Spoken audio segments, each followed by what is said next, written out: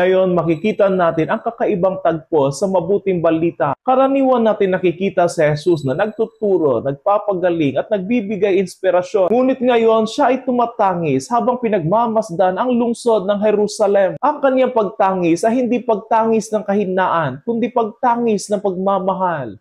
Isang pagmamahal na hindi tinanggap.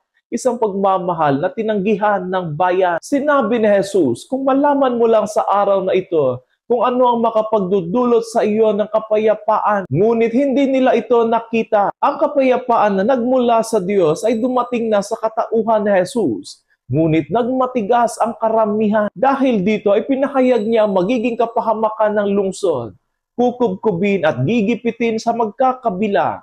Wawasakin at walang iiwang bato sa ibabaw ng kapwa bato. Hindi ito parusa ng Diyos, kundi bunga ng kanilang pagtanggi kay Jesus bilang daan ng kapayapaan. Maraming pagkakataon na sa ating buhay na dumating ang Diyos, ngunit hindi natin siya nakikilala. Kapag abala tayo sa mga makamundong mga bagay, kapag puno ng galit, inggit o pagmamataas ang ating mga puso, kapag inuuna natin ang ating mga sariling kalooban kaysa sa kalooban ng Diyos, makailang ulit nang kumakatok sa Jesus sa pintuan ng ating mga puso, sa kanyang salita, sa konsensya, sa mga taong nangangailangan, o sa mga pangyayaring pumupukaw sa atin. Ngunit minsan na hindi natin siya pinapapasok. At sa bawat pagtalikod natin sa Kanya, may bahagi ng ating buhay ang naisasara.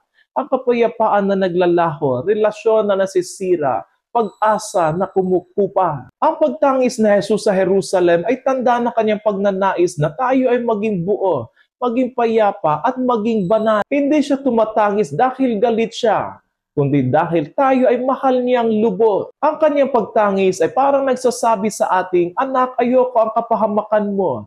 Nais kong sa akin ka sumandal. Naway wag nating hayaang dumaan sa Jesus sa ating buhay na hindi natin siya nakikilala. Ang kanyang presensya ay dumadalaw sa atin araw-araw, sa katahimikan ng ating panalangin, sa salita ng Ebanghelyo, sa banal na Eucharistia, at sa bawat taong humihingi ng ating malasakit. Kung bubuksan natin ang ating mga puso, mararanasan natin ang kapayapaan na matagal na niyang inaalok sa atin.